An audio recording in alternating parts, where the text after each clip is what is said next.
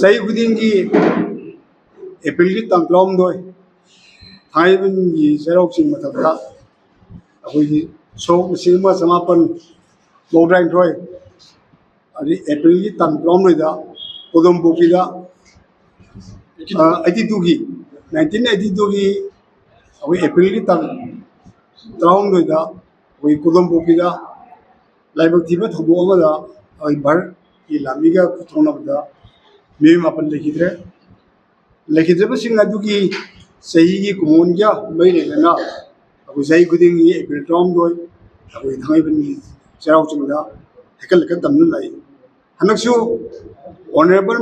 Manipur High Court na asigumba hekel kan tambi ayabas bibire aduna lekidre sing adugi mapal chigadugi maru pang amadi nusiba mari mata singna aduna hairiba asugumba akoi ki hekel kan tambasida seruk yabi haina akoi sinja langyal me makai degi miamda press media ki kusangda oyal si bijari loyanda asugumba no birasida akoi ki Manipurda ani ban pocket na chingba tawreta musu akoi ga appeal lokse actually sahi budingi si akoina high court writ amamam thai maramdi aikogi kano se mogi hakal ka tamba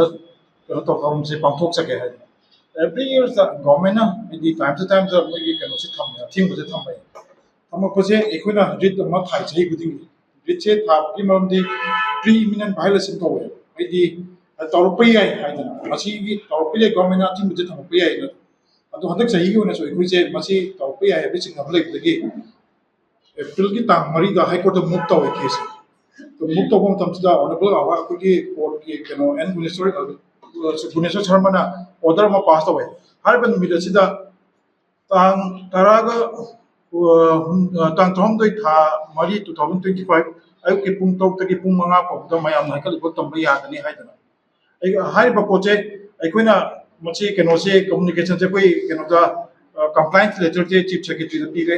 अदुगे home secretary द पीरे date 8 ता अदो हजिब हजिब कोई Modi response के केनो बुदी लाक्री अदुबो इना जे Huygens बुदी high court की direction सु लैरबनिना हाई कोर्ट की डायरेक्शन सु लैरे पुंग तरुक तगी आई पी पुंग मरी तरुक पवा एकल का तंबा यादनी हाइबे चिदा मयाम चिना आइदी मरी मता सिंग दै सिंग बहु मपांग चिन बुदिना लाक्री दुना मतम एकल का तंबा से छौ याबि वना हाइजनी मतम दे आई पुंग तरुक तगी दावन पुंग मंगा पवा अदो मयाम मतम सिदा लाक्री दो एकल का तंबा से छौ याबि वना हाइजनी